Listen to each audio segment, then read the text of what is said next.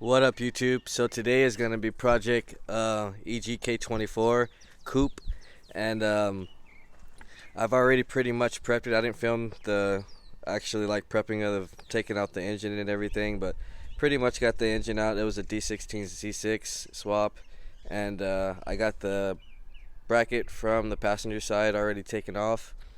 Today we're going to just be doing some prepping as far as putting like the shifter box on here. So we're going to be doing that actually right now. I got to actually start taking out the center console. And this is the template I'll be using to, this one's actually going to be a cut and put in from the bottom. So there's a couple ways you can install the shifter. You can bolt on hybrid, you can bolt it on top, but this way was like the original way from original K-swaps. So we're going to do it like this. This is the plate that he bought. So it'll still pretty much look clean and function just like factory stock. So I'm gonna go ahead and start taking that off, and then let me show you guys the engine.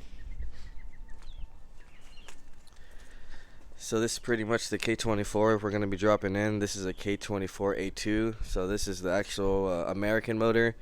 As far as all this stuff on the American you can use, you don't have to change your water pump housing, alternator, and etc. We also have the Type S oil pump that's on here. It's actually been ported out, so a little bit better flow. We're also going to probably get to the timing chain a little bit later. Mainly just trying to focus on getting everything prepped, and maybe the next video we might get to the motor, or maybe this video we will. But also K24 K20 people, you can make a long block TSX K24 K20. It basically is just the 50 degree VDC, a K20 manifold. This is the Z3. Back in the day they used to use the RSX, but since the Z3 came out, it's a lot better. So K20 manifold, 50 degree, and Type S oil pump. And if you want to do the crank pulley, that helps as well, but those are pretty much your main components. Dropping a K20 head isn't going to give you that much more power, I believe, especially if this 05, 06, I mean 06 to 08 has a pretty good head on it already.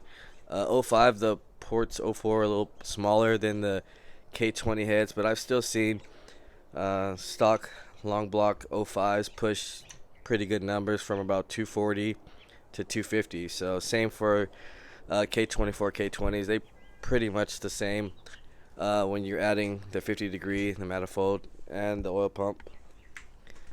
So right now I'm gonna go ahead and start knocking out the exhaust and get into the shifter, and then we'll come back and see what we're gonna do next. Alright, so we're back now, and I got the shifter installed.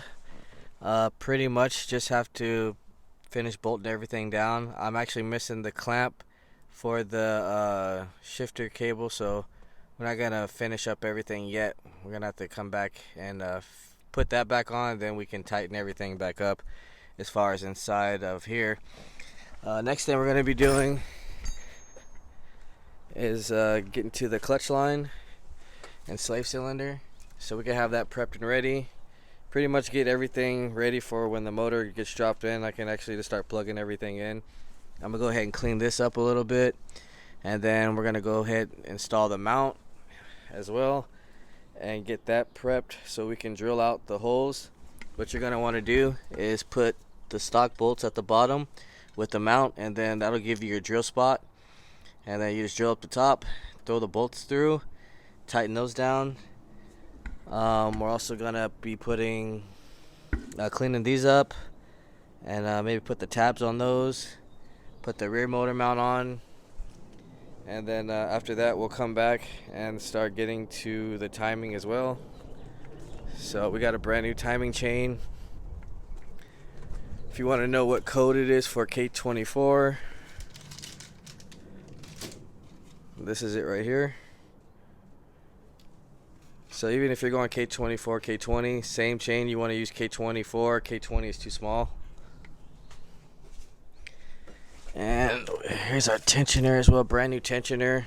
Definitely something you should do if you're doing all this stuff already. So it's better to just get it all out the way, because it's a lot of maintenance work. So right now I'm gonna go ahead and well, after we get all the other stuff done, we'll come back and install the timing chain. I'll show you guys how to line it up and make sure your markings are perfect, so you won't ever have problems of it skipping timing or having any issues of it not starting. So we'll go ahead and start knocking those things out and we'll come back. Alright, so we're back now, and I just been doing a couple things. So I got the slave line and slave cylinder all installed. I put my fuel pressure regulator on here. Probably gonna redo these lines. I don't know why Hybrid Racing gave you all this extra line and stuff. I don't know, it's just, it doesn't work out, so I'm gonna have to redo that. Also, I've come across some problems on these innovative mounts. I don't know why they made them front to back. There's not much space you need on an EG. Maybe that was for EK design, but I had a problem with the bracket down here. So you can see that little tab right there. I'm not sure if they just made the mounts like this, but I'm gonna have to drill out the spot welds for that in order for the bracket to actually slide on there, and then I can actually drill out the mounts. It's a poor design, especially for how much these mounts cost. I've never had to do that on any eBay mounts or Musas or anything Hasport, so that's just kind of weird. But anyways, let's get on to this engine real fast. I'm gonna knock out the timing. So we got their chain, brand new chain and tensioner. We just got to line everything up. So these are our markings right here, but pretty much you basically want to go off of these two right here, because these are the ones where these colored links are going to go between. And then on this one right here, the color link is going to go right here. So you got 3 links, as you can see. These two are the top ones, and this one's going to be for the crank. So I'm going to go ahead and start lining up my timing marks and everything, get the chain on, and then we'll come back and show you guys exactly how to get perfect timing out of the K24 or K series period. Alright, so we're back now. Now I can show you guys exactly what I was talking about. So pretty much you got to get these to line up. These might be off just slightly, just because this is a 50-degree and it does have all this angle, so don't worry about that. You pretty much want to pay attention to, like I said, the dots. So they're between the chain. Sometimes depending on aftermarket, there might just be one gold. So if it is, you just line the link up with that exact one, but if there's two, then you line it between the 2 links. And then if you come down here, this is our gold link. So you see how this is, you can't see the actual dot because the link is actually on there, but this just shows you this is it's directly on here. So other than that, I got the tensioner for the pump on here too tightened down. And then pretty much all you have to do is we're gonna put the guide on here. After we get this on here, and then we can release the tension. And then I usually like to take a little pry and just pry on this a little bit to make sure to fully extend the tension, and that's pretty much it as far as doing the timing chain. So I'm gonna go ahead and start getting everything else ready. I gotta tighten this 3/10 for this, and then that's pretty much it. Then our timing will be finished. Then we can start putting on our covers. Also, this is the CRV bracket from 04. As you can see, this is the one you need for when you're doing a K swap. Even on like SIs and RSXs, same bracket still, so they go for about 40-50 bucks. The other RSX ones, they're too short, so it doesn't actually reach this bottom bolt, but it will do the top ones.